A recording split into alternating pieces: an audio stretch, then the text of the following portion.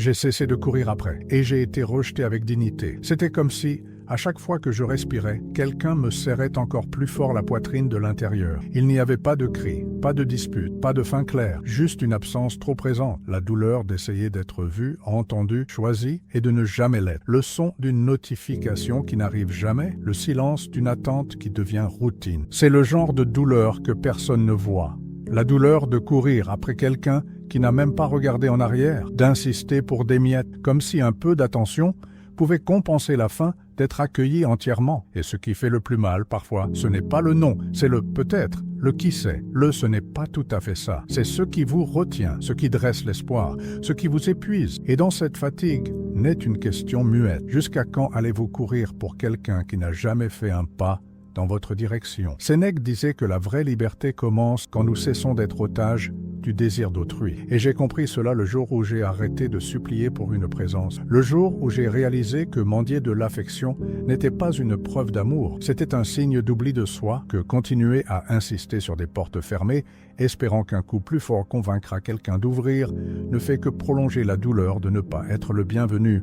Marc Aurèle a écrit que la dignité ne dépend pas de l'autre, que même dans le rejet, il est possible de maintenir ce qui est à soi à l'intérieur. Et ce jour-là, j'ai choisi d'arrêter. Non pas parce que j'ai cessé de ressentir, mais parce que j'ai commencé à me voir, à m'entendre, à m'écouter en silence. Ça fait mal d'arrêter, ça fait très mal, ça fait plus mal que de courir. Mais c'est un autre type de douleur, une douleur qui révèle, qui montre ce qui a toujours été là, dissimulé par l'anxiété d'être aimé. Et dans cette douleur, naît quelque chose d'étrange, quelque chose comme un fil de dignité, quelque chose comme une bougie qui apprend à brûler seule dans l'obscurité, sans pub, sans retour, sans promesse d'être vue. Elle brûle simplement en silence. Et c'est peut-être ainsi que l'on commence à se retrouver, quand on accepte qu'il y a de la valeur à ne pas implorer, qu'il y a de la beauté à simplement exister, même sans être choisi. C'est une histoire sur ce silence, sur cette fin qui n'est pas venue avec des mots, mais avec leur absence. Une histoire vraie, parce que c'est peut-être la vôtre aussi. Courir après quelqu'un qui tourne le dos. Il y avait quelque chose de cruel dans cet effort silence, cette suite de messages qui n'étaient jamais répondus avec le même intérêt. Ces tentatives de rencontre toujours reportées, ces conversations que vous meniez presque seul, comme si aimer était un monologue, comme si la présence était votre dette. Et vous payez avec du temps, vous payez avec votre propre estime de soi. Mais ce n'était pas jamais, parce que l'autre ne s'éloignait pas, l'autre n'était jamais vraiment là. Et cette absence déguisée en présence est peut-être la forme de rejet la plus violente. L'esprit disait que ce n'était qu'une phase, que peut-être il était occupé, que peut-être elle était confuse. Le cœur essayait de justifier chaque retard, chaque silence, comme si trouver des excuses à l'indifférence était plus facile que d'affronter l'abandon. Comme si dire « il ne m'aime pas » était plus douloureux que de continuer à attendre. La vérité, cependant, était simple et cinglante. Vous couriez après quelqu'un qui vous tournait déjà le dos. Et peu importe à quelle vitesse vous alliez, il ne vous verrait jamais, parce qu'il n'a jamais regardé. Ce type de rejet est invisible. Personne ne le voit, parce que techniquement, vous parlez encore. Ce n'est pas fini. Il n'a jamais dit qu'il ne voulait pas. Mais vous le sentez dans le manque de réciprocité, dans le vide, après chaque rencontre, dans la fatigue qui suit chaque tentative de connexion, et cela vous ronge lentement, cela éteint votre lumière, cela vous fait douter de votre dignité à être aimé. Alors qu'en fait, votre erreur n'a jamais été de trop vouloir, l'erreur a été d'accepter trop peu.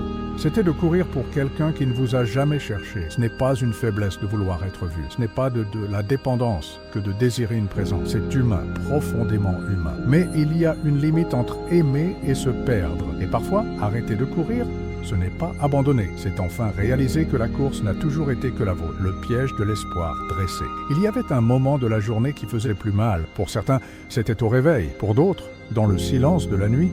Mais presque toujours, c'était dans l'intervalle entre le peut-être et le jamais, entre le dernier message sans réponse et la notification qui n'arrivait pas. Un vide ponctuel, spécifique, cruel. Attendre est devenu une habitude. Attendre quelque chose que, au fond, vous saviez déjà ne pas venir. Un appel, une invitation, un geste minimal de bienveillance. L'espoir est devenu une routine, mais un espoir fatigué, dressé. Comme un chien qui s'assied chaque fois qu'il entend un « peut-être ». Vous avez appris à attendre. Vous avez appris que son silence pouvait être juste sa manière d'être, que son manque d'attention était une phase. Vous avez appris qu'insister était une forme d'amour, que si vous teniez un peu plus, peut-être seriez-vous récompensé, peut-être seriez-vous choisi, peut-être cette fois serait-ce suffisant. Et alors, vous attendiez, et vous vous annihiliez, et vous vous modeliez, et vous vous rabaissiez, comme si l'amour était quelque chose à conquérir par le mérite, comme s'il suffisait de tout faire correctement pour enfin recevoir ce qui a toujours été basé, présent, intérêt, affection. Mais la véritable affection n'exige pas de sacrifice continu. Elle accueille, elle arrive sans que vous ayez besoin de vous blesser pour la recevoir. Le problème, c'est que lorsque l'on s'habitue aux miettes, on commence à croire que c'est ce qui a de la valeur, que peut-être ce n'est qu'ainsi que l'autre restera. Et c'est à ce moment-là que le vide s'installe. Parce que même quand il apparaît, continuez de vous sentir seul. Même quand elle répond, vous vous sentez toujours ignoré. Parce que l'absence n'est pas physique, elle est émotionnelle. Et aucune présence occasionnelle ne peut guérir l'abandon constant. Sénèque disait que le temps est le bien le plus précieux. Et quand vous passez ce temps à attendre quelqu'un qui n'a jamais su quoi faire de vous, vous vous trahissez en silence. Vous échangez votre paix contre des promesses non dites. Vous reportez votre vie pour un amour qui n'est jamais arrivé entier et peut-être n'arrivera jamais. Parce que ceux qui veulent vraiment être là sont là sans être appelés, sans que vous ayez à courir, sans avoir besoin de vous prouver. Le point de rupture n'est pas un cri, c'est l'épuisement. Il n'y a pas eu de dispute, pas de cri, pas d'adieu. Ce fut juste un jour ordinaire de plus, mais quelque chose en vous s'est arrêté. Un silence différent s'est installé. Non pas le silence de l'attente, ni celui du doute, c'était un silence de faim, un vide qui ne faisait plus mal comme avant, mais qui ne guérissait pas non plus. C'était comme si le corps avait décidé pour vous, comme si, sans tapage, sans drame, il disait « ça suffit ». Parce qu'il y a une limite qui ne crie pas. Elle se contente de se fatiguer. Et la fatigue, parfois, est plus forte que n'importe quel mot. Vous n'avez pas décidé d'arrêter parce que vous avez cessé d'aimer. Vous avez arrêté parce que vous avez compris, au plus profond de votre cœur, qu'aimer seul n'est pas de l'amour, c'est de l'épuisement. Et vous étiez épuisé de penser 1000 fois avant d'envoyer un message, d'essayer de paraître léger, alors que vous étiez brisé à l'intérieur, de trouver des excuses à l'absence de l'autre, de faire des projets avec quelqu'un qui n'a jamais confirmé sa présence, de tenir seul la promesse d'un lien qui ne s'est jamais vraiment construit. C'est là, dans ce silence inédit, que vous vous êtes vu clairement. Le moment de rupture n'est presque jamais cinématographique, il est subtil, presque invisible. C'est quand vous réalisez que vous avez cessé d'attendre, que, pour la première fois, vous n'avez pas vérifié votre téléphone juste après le réveil, que vous n'avez pas écrit ce texte qui n'aurait jamais de réponse, que vous n'avez pas pleuré en vous souvenant de la dernière rencontre, non pas parce que vous avez surmonté, mais parce que, enfin, vous avez accepté. L'amour que vous avez offert était trop grand pour entrer en quelqu'un qui ne savait que recevoir, jamais rendre. Épictète disait que la vraie liberté surgit lorsque nous apprenons à distinguer ce qui est sous notre contrôle de ce qui ne l'est pas. Et à ce moment-là, vous avez cessé de courir, non pas par faiblesse, mais par lucidité, parce que vous avez réalisé que l'autre n'était pas votre responsabilité, que son absence n'était pas le reflet de votre valeur, que votre effort ne pouvait pas combler le vide de quelqu'un qui n'a jamais voulu être entièrement là. Et dans cette fatigue, votre force est née, la force de s'arrêter, la force de ne plus insister, la force de continuer, seul. Oui, mais en paix. Sénèque est le geste de partir avec dignité. Il y avait quelque chose de profondément silencieux dans l'acte de partir sans tapage, sans accusation, sans adieu dramatique, sans longues explications tentant de justifier sa propre valeur. Juste un geste, un pas en arrière, une respiration plus profonde, un non murmuré parmi des pensées qui criaient auparavant pour de l'attention. C'est ce qui s'est passé. Il n'y a pas eu de public. Pas d'avertissement, juste une décision interne, tranquille et ferme, le genre de décision que personne n'applaudit, mais qui change tout à l'intérieur. C'est là que vous avez compris ce que Sénèque disait. C'est un signe de sagesse de laisser ce qui nous diminue, même si ça fait mal. Ce n'était pas facile, parce que partir, dans ce cas, ce n'est pas quitter un lieu, c'est quitter un rôle. Le rôle de celui qui essaie toujours, de celui qui comprend toujours, de celui qui supporte l'insupportable dans l'espoir d'un geste en retour. Vous avez cessé d'être cette personne. Non pas parce que vous vous êtes endurci, mais parce que vous vous êtes vu, parce que vous vous êtes perçu trop courbé, trop petit, trop silencieux. Et vous avez compris que la dignité n'est pas l'orgueil blessé, c'est l'amour-propre de. C'est quand vous vous choisissez vous-même, même avec le cœur serré. La dignité dans ce contexte ne vient pas de l'eau, elle vient de la façon dont vous refusez de vous venger, de dramatiser, de vous rabaisser. Elle vient du silence avec lequel vous vous retirez, du calme qui naît lorsque vous décidez de ne pas vous perdre en essayant de vous prouver. Parce qu'il ne s'agit pas de gagner, il s'agit de ne pas se trahir, de ne pas s'oublier, de ne pas laisser le manque d'amour de l'autre contaminer ce qu'il y a de plus intègre en vous. Marc Aurèle a écrit que la dignité est un manteau que personne ne peut arracher. Seul vous pouvez le laisser tomber. Et vous, maintenant, avez choisi de remettre ce manteau. Ce geste de départ, serein et ferme, est plus qu'une fin. C'est un nouveau départ. Pas un nouveau départ heureux,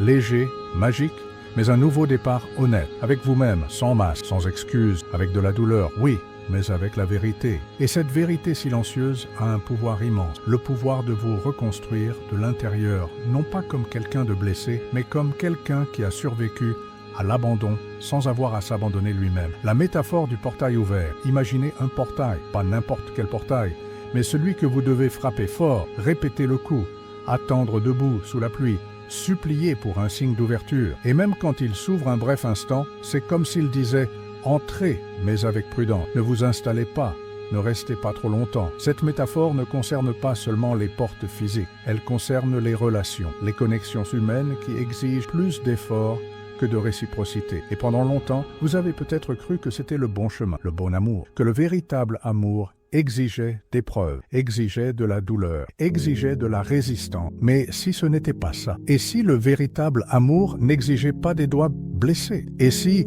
quand c'est vrai, la porte était simplement entr'ouverte, invitante, accueillante, sans tapage, sans imposition, sans avoir besoin de se justifier tout le temps, parce que celui qui veut que vous entriez ne complique pas, il ne fuit pas, il ne se cache pas derrière des tests émotionnels, il ne vous fait pas saigner pour ensuite offrir un pansement mal posé. L'amour qui accueille, accueille par le simple geste, dans le calme silencieux, dans la présence constante, sans besoin de spectacle. Vous avez passé trop de temps à frapper aux mauvaises portes, des portes de gens qui n'ouvraient que quand ils le voulaient, des gens qui confondaient disponibilité et faiblesse, qui utilisaient votre affection à leur avantage, qui aimaient être aimés, mais ne savaient pas aimer en retour. Et pendant longtemps, vous avez cru que c'était comme ça, que l'amour était une conquête, que le lien était une insistance. Mais maintenant, peut-être pour la première fois, vous commencez à comprendre que non, que l'amour n'est pas une guerre, que l'affection n'est pas une épreuve, que la présence n'est pas une monnaie d'échange. Sénèque nous rappelle que le bien le plus précieux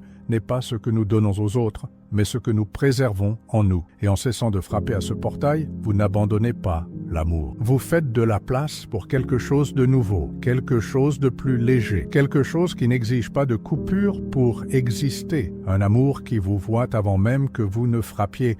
Un amour qui ne demande pas d'explication pour vous laisser entrer. Un amour qui, comme un portail déjà ouvert, est simplement là, en attente, tranquille, ferme, prêt à accueillir celui qui vient entier et non celui qui arrive en morceaux. Être laissé peut être le début de se retrouver par soi-même. Le rejet a son propre son. Ce n'est pas le son d'une porte qui claque, ni de quelqu'un qui dit adieu. C'est plutôt un écho qui répète jour après jour, ce qui n'a pas été dit, ce qui n'a pas été ressenti en retour. Et cet écho reste en nous. Il remplit les espaces vides de doute, de culpabilité. Avec cette question insistante, qu'est-ce qui m'a manqué pour être choisi? Mais la vérité est que, souvent, il ne manque rien. Il n'y a que trop de dons, là où il n'y a pas de réciprocité. Et la douleur d'être laissé n'est pas seulement due à l'absence de l'autre, elle est due à la perte de l'image que vous avez construite de vous-même à ses côtés. L'image de quelqu'un qui, peut-être, a trop cru. Épictète disait « Ce n'est pas ce qui nous arrive, mais comment nous réagissons à ce qui nous arrive. » Et à cet instant, le tournant commence. Car être laissé peut être dévastateur, mais cela peut aussi être un portail. Une coupure qui, au lieu de détruire, révèle où vous placiez votre valeur. Révèle que peut-être vous avez mesuré votre importance par le reflet dans des yeux qui ne vous ont jamais vu entièrement. Et cette révélation ne vient pas avec de la colère. Elle vient avec une tristesse lucide, une douleur qui finalement enseigne. Elle enseigne que l'amour-propre commence là où se termine l'illusion de devoir être choisi pour exister. Sénèque ajouterait « Celui qui se connaît ne se vend pas pour des miettes ». Et cette phrase, qui semble dure, est en réalité une étreinte, un rappel que votre histoire ne commence ni ne finit avec celui qui est parti. Elle continue, elle recommence, avec plus de silence, avec plus de soin, avec plus de vérité. Et cette retrouvaille avec soi-même n'est pas immédiate, ce n'est pas facile, mais c'est profond. Cela commence le jour où vous cessez de vous prouver à celui qui ne vous a jamais vu. Le jour où vous n'avez plus besoin de vous expliquer. Le jour où le silence faisait mal auparavant commence à prendre sens. La reconstruction ne vient pas avec des applaudissements, ni avec des garanties. Elle vient avec de petites décisions quotidiennes, comme choisir de dormir sans attendre ce message, comme décider de ne pas répondre à ce qui vous retenait auparavant, comme vous regarder dans le miroir et reconnaître peu à peu quelqu'un qui revient. Pas la même personne qu'avant, mais quelqu'un de plus entier, quelqu'un de plus calme, quelqu'un qui a appris que même si l'amour fait mal, il n'a pas besoin d'être une douleur, et que la dignité, ce mot si oublié, est le pont entre la blessure et la paix. Si aujourd'hui vous vous sentez rejeté, ne courez pas, ne suppliez pas, respirez simplement, écoutez l'écho un instant. Ensuite, écoutez le silence. Et puis, écoutez-vous. C'est peut-être là que commence la véritable retrouvaille, la seule qui ne vous quittera plus jamais. Car cette fois, c'est avec, et pour vous, épilogue, le silence qui libère. Certaines histoires n'ont pas de point final. Elles se dissolvent simplement dans le temps, comme un souvenir qui cesse peu à peu de faire mal, non pas parce qu'il a été oublié, mais parce qu'il a été compris. Et quand la douleur trouve un sens, elle change de nom. Elle cesse d'être une plaie ouverte et devient une cicatrice. Elle cesse d'être une absence et devient un espace. Elle cesse d'être une perte et se transforme en liberté. C'est ce qui se passe quand on arrête de courir après. Quand, au lieu de chercher quelqu'un qui n'est jamais resté, on décide de rester avec ce qui nous reste de nous-mêmes. Et on commence à se reconstruire, non pas pour impressionner, non pas pour prouver quoi que ce soit, simplement pour exister avec plus d'intégrité. Il existe une sorte de paix qui n'arrive qu'après l'épuisement, quand il n'y a plus d'énergie pour insister, quand il ne reste plus aucune illusion que ça aurait pu être différent. C'est sur ce sol brut, dans ce vide si honnête, que le stoïcisme trouve refuge, car il ne promet pas de fins heureuses, il n'offre pas de raccourcis, il enseigne simplement que tout ce dont vous avez besoin est déjà là, sous votre contrôle, dans votre respiration, dans votre capacité à rester serein, même lorsque le monde autour de vous n'a pas de sens. Et cette sérénité n'est pas de la froideur, c'est de la présence, c'est de la maturité émotionnelle. Ce qui était autrefois une course est devenu silence. Ce qui était autrefois du désespoir est devenu une pause. Et maintenant, quand vous vous souvenez de tout ce que vous avez vécu, cela fait peut-être encore mal, mais ça fait mal différemment. Ça fait mal avec dignité, parce que maintenant vous savez qu'aimer n'est pas se traîner, qu'attendre n'est pas s'oublier, que vouloir quelqu'un ne doit pas coûter votre paix, et que parfois, le plus grand acte d'amour est de partir. C'est de refuser moins que ce que l'on mérite. C'est d'arrêter de mendier des miettes émotionnelles, parce que ce que vous offrez, présence, écoute, affection, a beaucoup de valeur. Et celui qui ne le reconnaît pas ne vous mérite pas, non par arrogance, mais par justice. C'est pourquoi, si aujourd'hui il y a encore du silence en vous, écoutez attentivement, non pas comme quelqu'un qui attend une réponse de l'autre, mais comme quelqu'un qui commence à écouter, peut-être pour la première fois, sa propre voix, celle qui a été étouffée pendant si longtemps, celle qui murmure « moi aussi, j'ai besoin de moi ». C'est le véritable tournant, non pas celui qui change les autres, mais celui qui change votre façon de rester avec vous-même. Et s'il reste encore de la douleur, souvenez-vous, elle fait aussi partie de la guérison, car seul celui qui est encore en vie ressent. Et être en vie maintenant signifie une chose simple et puissante. Vous êtes rentré chez vous, à l'intérieur de vous-même. Et ici, personne ne peut plus vous quitter.